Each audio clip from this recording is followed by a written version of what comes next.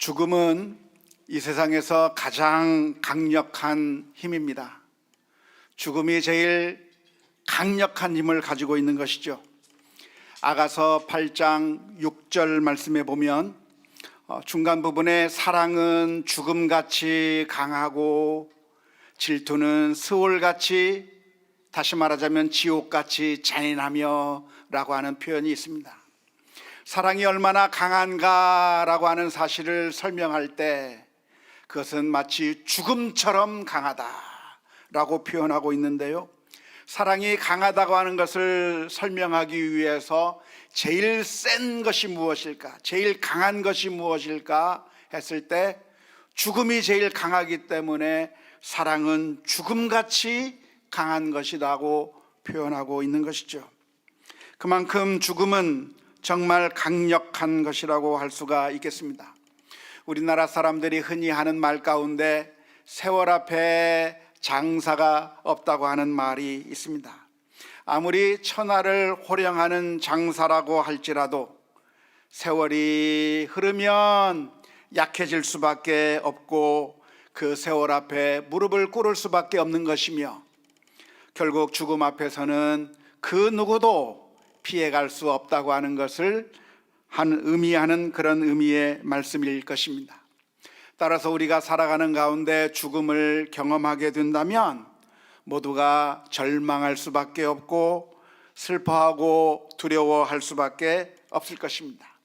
실패라고 하는 것은 그렇게 두려운 것이 아닙니다.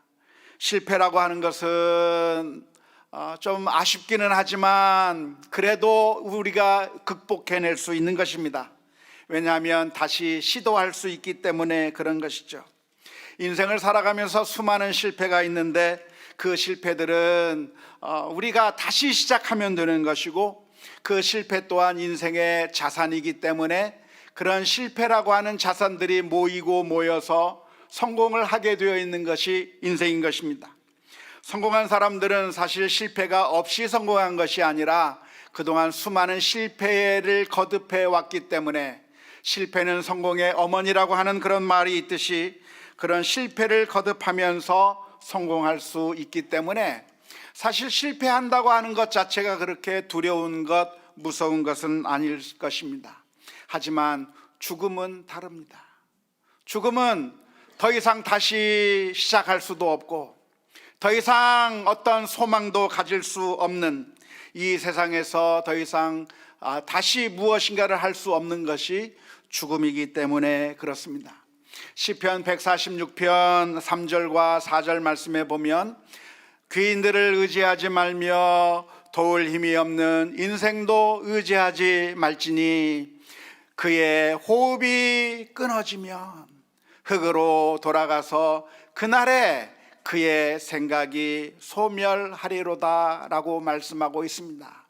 호흡이 끊어지면, 죽음이 있게 되면 모든 생각이, 그의 생각이 소멸되어 버린다는 겁니다.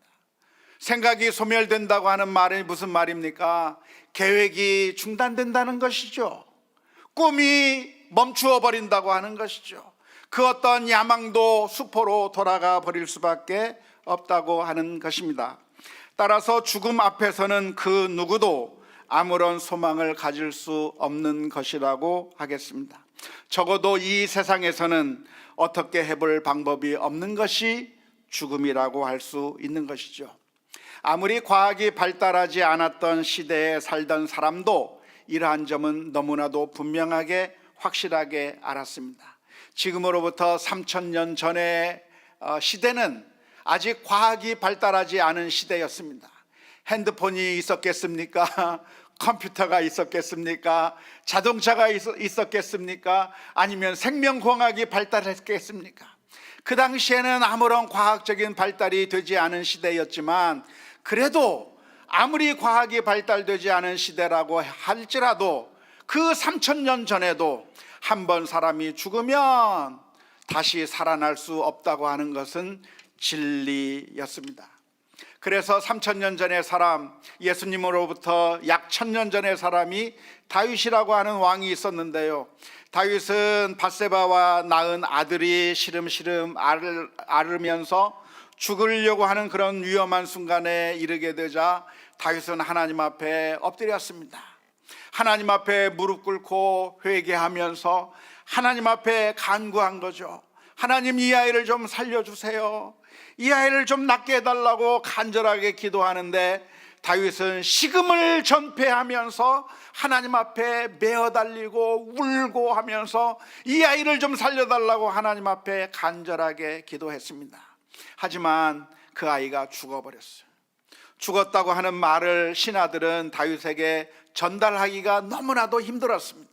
왜냐하면 이 아이의 살아나는 것을 위해서 그렇게 금식하면서까지 애걸하게 울부짖었던 그 다윗인데 이 아이가 죽었다고 하는 이야기를 말하기가 어려웠던 겁니다. 하지만 다윗은 그것을 알게 되었고 물어보았습니다. 아이가 죽었느냐 물어본 다음에 아이가 죽었다고 하는 말을 듣게 되자 다윗은 그 즉시 기도하는 것을 멈췄습니다.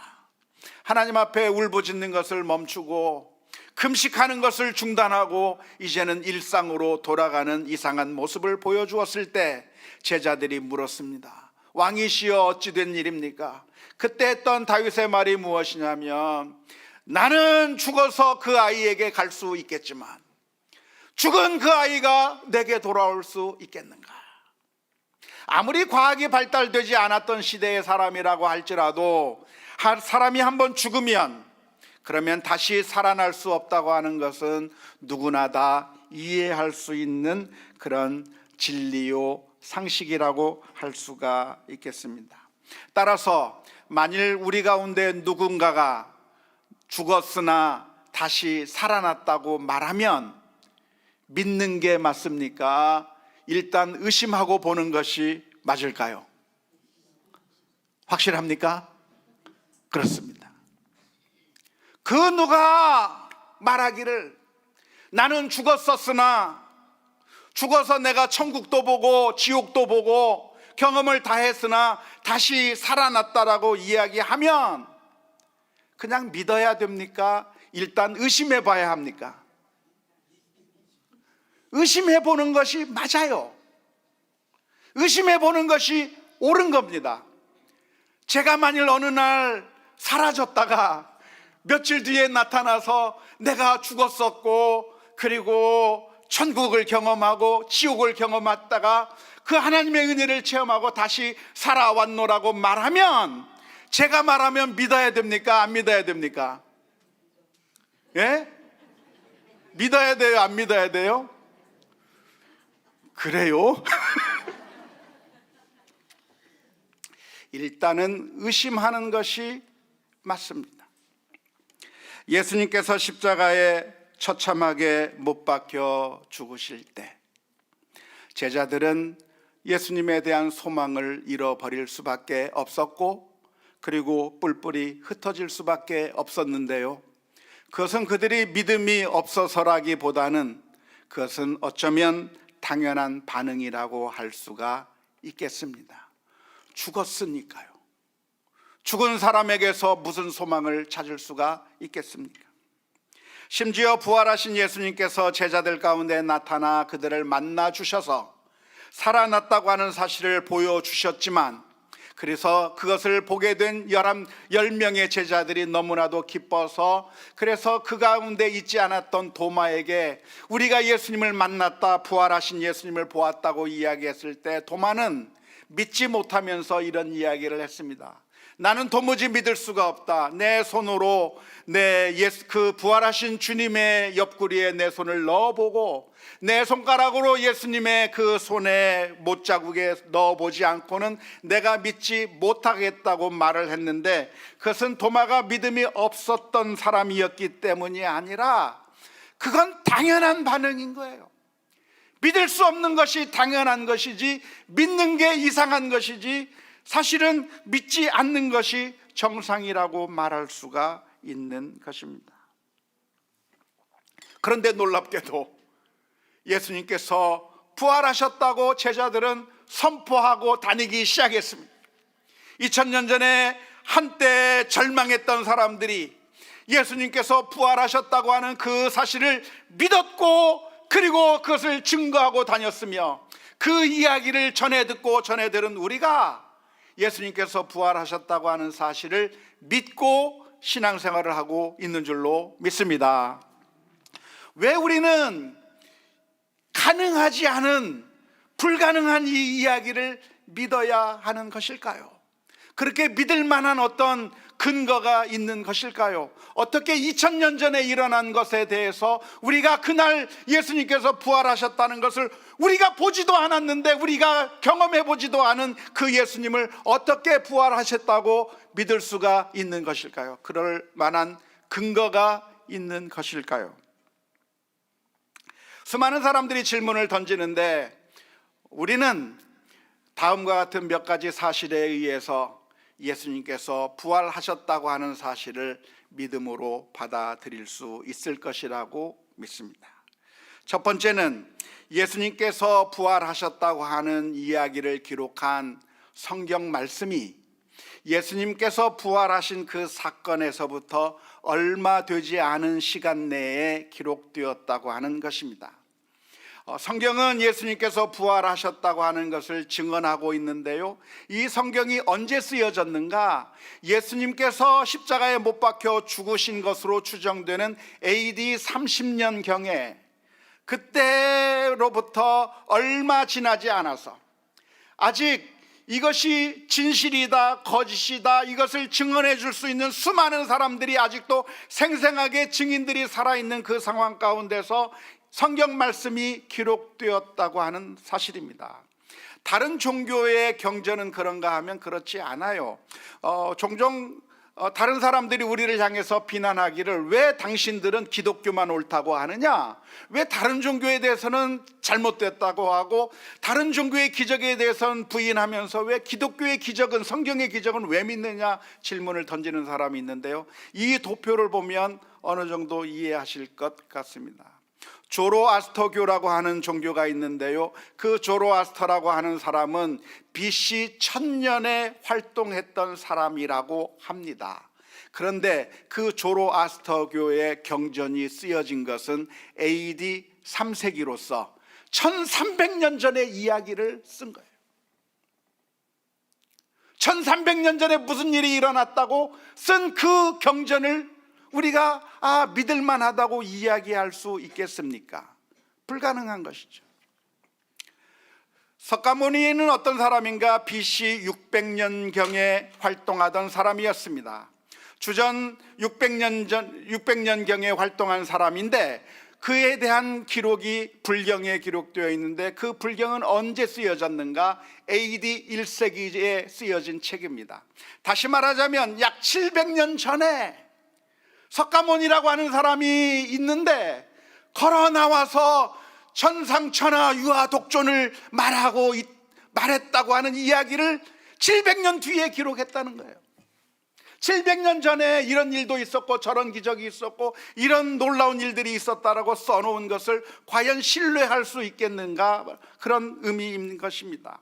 이슬람교의 무함마드는 632년에 죽었다고 하는데요, 그 무함마드에 대해서 기록한 코란은 AD 767년에 기록되었다고 합니다. 약 100년 전에 죽었던 사람의 이야기를 쓰고 있으면서 그 사람이 무슨 일을 했고 어떤 기적이 있었다고 써놓았는데, 그런 일이 정말 있었는지 없었는지 증언해 줄 사람이 주변에 아무도 없는데 그에 대해서 썼다고 하는 것이 코란의 이야기인 것이죠. 하지만 예수님의 이야기는, 예수님께서 AD 33년에 십자가에 못 박혀 죽으셨다고 한다면, 바울 사도는 고린도 전서를 쓴 것이 AD 55년입니다. 아직 그 고린도 전서를 쓰고 있을 때 예루살렘에서 예수님이 죽는 것을 보았고, 그리고 그 위에 어떤 일들이 일어났는가에 대해서 생생히 증언할 수 있는 수많은 사람들이 있는 그 상황 가운데서 고린도 전서를 쓴 것이고, 복음서도 AD 70년, 80년, 비판적인 학자들은 90년을 말하기도 하는데, 아무튼 그 예수님에 대한 전기를 기록한 복음서도 아직 수많은 사람들이 예수님이 어떠한 일을 했고 어떠한 죽음과 어떠한 부활을 했는지에 대해서 다 보았던 사람들이 생생하게 살아있는 상황 가운데서 기록되었다고 하는 것은 아주 큰 차이라고 하는 것입니다. 성경의 기록을 보았을 때 사람들이 이것은 다 잘못된 거야, 이것은 거짓말이야 라고 말할 수 있는 사람들이 살아있을 때 기록되어 있다고 하는 것이 엄청난 큰 차이입니다. 두 번째, 우리가 부활을 믿어야 될 이유가 있다고 한다면 그것은 바로 역사적 사실 때문입니다. 우리가 잘 아는 대로 기독교는 1세기에 갑자기 탄생했습니다. 유대 땅에서, 팔레스타인 땅에서 갑자기 1세기에 기독교라고 하는 종파가 탄생하게 되었는데 수많은 사람들이 그 기독교 신앙을 갖게 되었고 그 기독교 신앙이 얼마 되지 않아 전 유럽에까지 아프리카까지 퍼지게 되는 그런 엄청난 발전이 기독교 역사상 있었다고 하는 것은 신자든 불신자든 모든 역사가가 동일하게 증언하고 있는 바입니다. 그런데 여기에 수수께끼가 하나 있는 것이죠. 그것은 바로 유대교라고 하는 토양 속에서, 유대교는 어떤 종교인가? 유일신 하나님만을 섬기는 종교가 유대교입니다. 오늘날의 이슬람교도처럼 알라신 외에 다른 신이 있다고 한다면 죽여버리는 그런 이슬람교도와 같이 당시 유대인들은 하나님, 여호와 하나님이 아닌 다른 신을 이야기하면 죽여버리는 그런 무시무시하고 아주 철저한 유일신 신앙을 가지고 있던 유대교의 토양 속에서 어느 날 갑자기 수많은 사람들이 예수님이 하나님이라고 고백하기 시작합니다. 유대인들이 하나님은 한 분만이라고 그렇게 교육을 받고 그런 신앙 가운데 철저하게 살았던 그들이 갑자기 예수님이 하나님이라고 고백하는 삼위일체 신앙으로 바뀌게 된 기독교가 갑자기 탄생했다고 하는 것은 역사적인 진실일 뿐만 아니라 세계적인 수수께끼입니다. 어떻게 이런 변화가 일어날 수 있었을까? 어떻게 삼위일체 신앙을 가진 기독교가 탄생할 수 있게 되었을까? 많은 역사학자들이 부활을 생각하지 아니하면 이해할 수 없는 것입니다. 하지만 이 역사적인 미스테리에는 답이 하나 있습니다. 그것은 1세기 살았던 예루살렘과 유대 땅에 살던 사람들이 예수님께서 부활하셨다는 것을 눈으로 보았고 부인할래야 부인할 수 없는 그 강력한 증거 때문에 예수님이 부활하셨다고 한다는 것을 인정할 수밖에 없었고 나의 주 나의 하나님이라고 하는 사실을 인정한 사람들이 수없이 많이 나타나게 되었다고 하는 것을 인정해야만 한다는 것입니다. 마지막으로 세 번째만 있는 것이 아니고 여러 가지 증언 이유들을 댈 수가 있겠지만 그렇게 하면 오늘 하루 종일 설명해도 시간이 모자라니까 간단하게 제일 중요한 것들만 이야기하면 그 세 번째가 무엇이냐면 초대교회 성도들은 예수 그리스도를 믿는다고 하는 그 믿음 때문에 목숨을 잃어버리고 고난을 당하고 기꺼이 사형당하는 자리에까지 나아갔다고 하는 사실입니다. 오늘날에는 수많은 가짜들이 존재합니다. 수많은 사이비 종파들이 등장합니다. 그 이유가 무엇이겠어요? 다 돈 때문에 그런 거죠.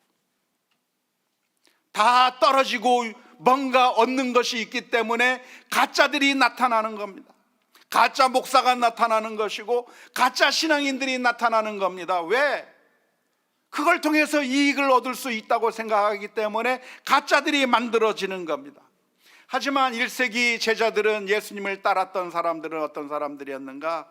평안한 삶을 살다가 예수님을 믿었다고 하는 그 이유 때문에 끌려가 죽임을 당하고 또 동네로부터 축출당하고 엄청난 핍박을 당하고 경제 생활을 할 수 없을 정도로 엄청난 핍박을 당하면서 살면서도 예수님이 나의 주님이시오 하나님이라고 하는 사실을 고백하며 그 믿음을 끝까지 지켰다고 하는 것입니다. 오늘날에도 자신의 종교적인 신념을 위해서 목숨을 내놓는 사람들이 많이 있지만 그 사람들은 자신들이 믿는 그 신앙이 사실인지 진실인지 모르는 상황 가운데서 자신의 종교를 위해 목숨을 내놓곤 합니다. 수천 년 전의 이야기 때문에 지금 목숨을 내놓는 것이죠. 하지만 이 당시 제자들은 예수님이 정말 부활했는지 부활했지 않았는지 알 수 있었던 그 시대에, 그때 정말 예수님을 위해서 목숨을 내놓을 수 있었던 것이죠. 만일 예수님의 그 시신을 제자들이 훔쳐갔다고 한다면 거짓말이 분명한데 그 거짓말을 위해서 목숨을 내놓을 사람이 누가 있으며 그 거짓말을 위해서 자신의 모든 것을 빼앗길 사람이 누가 있겠습니까? 아무도 없고, 오히려 그들이 이렇게 참된 신앙을 가질 수 있었던 것은 오늘날 종교적인 그런 극단 분자와는 달리 2000년 전 그 초대교회 성도들은 주님을 참으로 만났기 때문에, 부활하신 주님 때문에 그들의 믿음이 있었다고 하는 사실을 보면서, 오늘 우리는 그 당시 그 자리에 있지 않았지만 그들이 어떻게 주님을 만났는가를 확실하게 살펴보게 될 때 이 부활의 사실이 진실이라고 하는 사실을 믿으며 우리가 부활의 믿음을 제대로 잘 간직할 수 있기를 주님의 이름으로 축원합니다. 오늘 본문에 보면 예수님의 부활을 처음 목격한 여인들의 이야기가 기록되어 있습니다. 마리아와 두 사람이, 한 사람은 막달라 마리아, 또 한 사람은 다른 마리아가 예수님의 무덤에 찾아가서 예수님의 무덤이 비어 있는 것을 발견했습니다.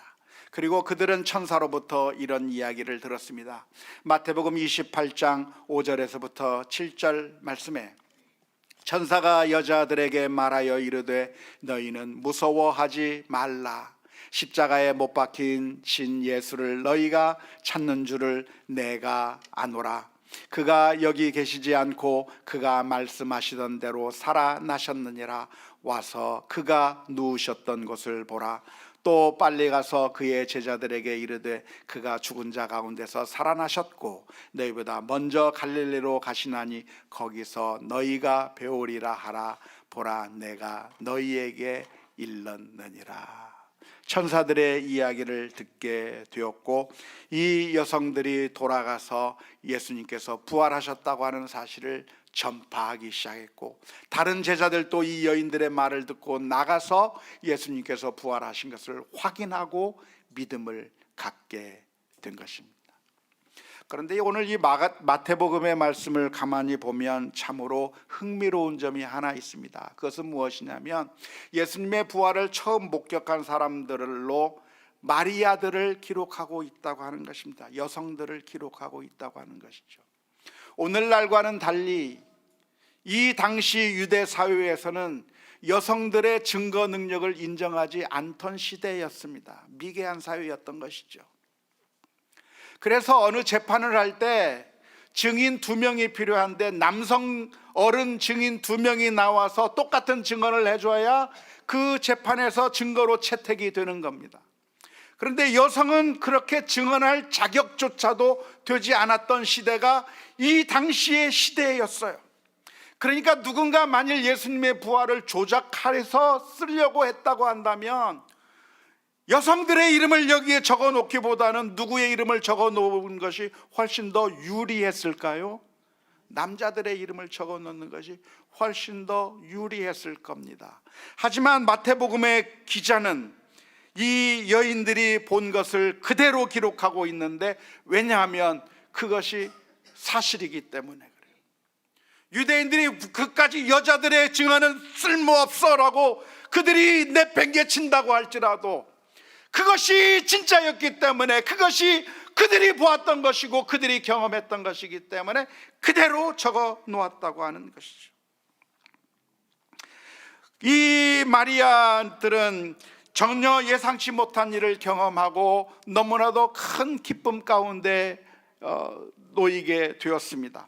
슬픔 가운데 있었던 사람들이 주님의 부활을 만나면서 엄청난 기쁨에 쌓이게 되었는데요, 기쁨뿐만이 아니고 다른 감정도 느끼게 되었습니다. 마태복음 28장 8절 말씀에 보면 이렇게 기록합니다. 그 여자들이 무서움과 큰 기쁨으로 빨리 무덤을 떠나 제자들에게 알리려고 다름질할세라고 기록하고 있습니다. 부활하셨다고 하는 주님에 대한 소식을 들었는데 왜 무서운 마음도 들었을까요?